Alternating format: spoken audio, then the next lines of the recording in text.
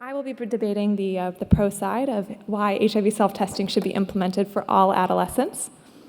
So my esteemed colleague will tell you that HIV self-testing should not be implemented, and some of the reasons he'll say will probably be that there are other testing approaches that are enough, that self-testing is too risky for adolescents, it's too expensive, not cost-effective, and that we must limit access.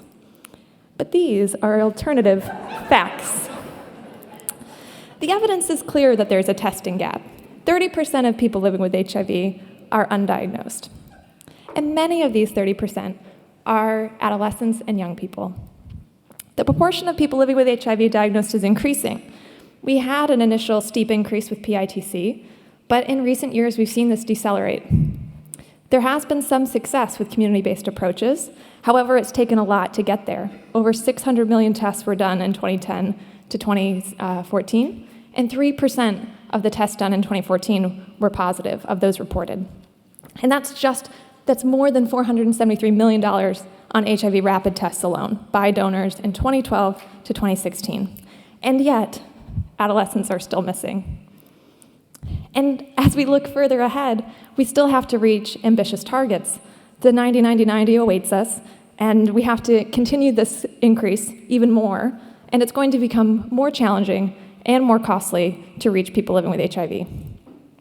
We've seen some success, so door-to-door community-based testing, increased knowledge of status, but we didn't quite get to 90 for young people, and we still missed men.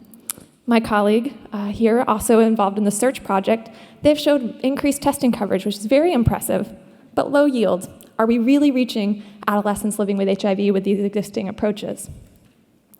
So we know that there's a testing gap, but why? Why is there one?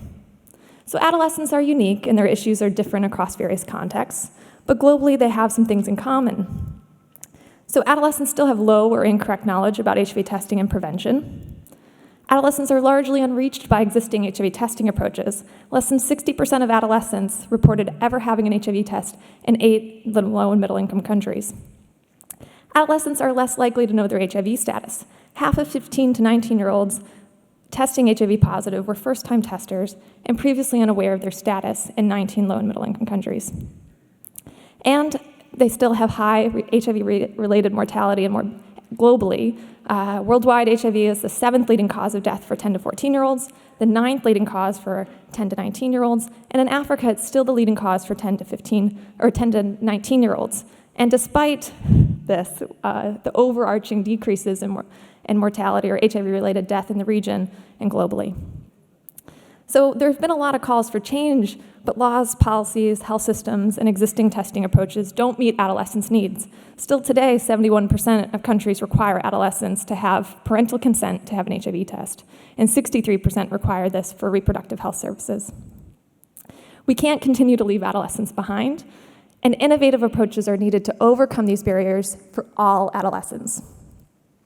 So what is self-testing? This is when someone collects their specimen, finger prick, or oral swab. They perform the test, and then they interpret the results.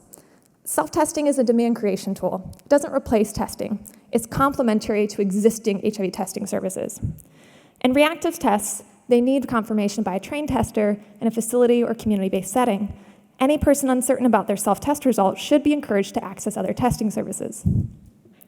And it's not just a kit. It's a programmatic approach that can be tailored to different adolescents based on different approaches and support tools, whether that be sexually active adolescent girls and young women, young men, young key populations, or even the worried well who can optimize private sector models and unclog busy facility-based programs that have too much testing to do and really could benefit from fewer clients that are at low risk. So why should we implement self-testing for all adolescents? Community-based or lay provider testing, which works well for adolescents, decades into the epidemic is still not implemented. 29% of countries report that lay provider testing is not implemented in their country. 70% report that 29% report lay provider testing is implemented in their country, and 70% report that community-based testing is implemented in their country. But an encouraging event has been that many of those that have not used these approaches are opting for self-testing. In less than a year since the WHO guidelines, 40 countries and counting have HIV self-testing policies, and they're exploring the use of community-based or lay providers to distribute these self-tests. We also know through mathematical modeling that even in countries like Zimbabwe, which have already scaled up testing widely, modeling suggests we would not reach the first 90 by 2020 without self-testing and maintaining the current testing approaches. So the other thing we have to think about is what adolescents want, and they want to self-test. Many studies have shown self-testing is highly acceptable and desirable, especially among adolescents. In the WHO guidelines, a summary of values and preferences found all adolescents found self-testing highly acceptable, and although there were some concerns, all would still recommend it and opt for self-testing. A recent published study on a DCE and qualitative results showed that self-testing addressed youth-specific barriers to standard testing with home-based distribution, which was deemed very convenient. We also know when it's offered, people take it up. Here, a cluster randomized control trial in Malawi showed that highest uptake was among 16 to 19-year-olds. 44% of all the people who opted for self-testing were first-time testers. We also know, based on the STAR project, the largest project evaluating self-testing to date, their midline results show increased testing among adolescents, 24% in Malawi, 17% in Zambia, and 39% in Zimbabwe. Adolescents can also do the test correctly. Young people are innovative, they're open to new things, and often early adopters. And thank goodness, because we all know that we need them to show us how to do things. And our systematic review included in the WHO guidelines showed that self-testing can be done accurately and at acceptable performance, including among adolescents. We also know sometimes they do it even better. A poster, which the full results will be presented at the conference, showed that adolescents actually followed instructions better than older people, and they actually were able to do the test and swab correctly. Adolescents also get empowered by self-testing. They say that self-testing will increase autonomy. It's featured in that DCE and qualitative results of a study published just in June. Self-testing can also normalize HIV testing for adolescents, reduce stigma about HIV and testing, and can stimulate responsibility-taking behavior, taking charge of one's health and HIV status. We also know that people can link, but support is needed, as with all testing. So here we see that randomized control trial showed that self-testing plus home-based initiation of ART had a threefold increase following self-testing in linkage to care. And we also see from the STAR project that it's comparable linkage for community-based versus self-testing for women, but even better for men. We also know self-testing is safe. There's no increased risk of social harm or adverse events identified by the WHO systematic review of randomized control trials. No social harm or adverse event has occurred in the STAR project, which has distributed over 450,000 self-tests in 3 countries, including adolescents. In Malawi, over 2 years of implementation to 16,000 people, there was no serious adverse events or suicides. And there were some reports of coercion, but investigation showed that these were men who said that they would recommend self-testing. We also know that there are risks, but these can be mitigated. Consulting and working with communities, especially adolescents, community messaging and dissemination of the correct information can be done.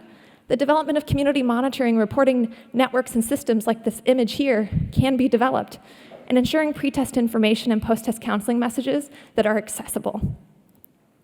We also know the costs of self-testing are less or comparable to existing HIV testing.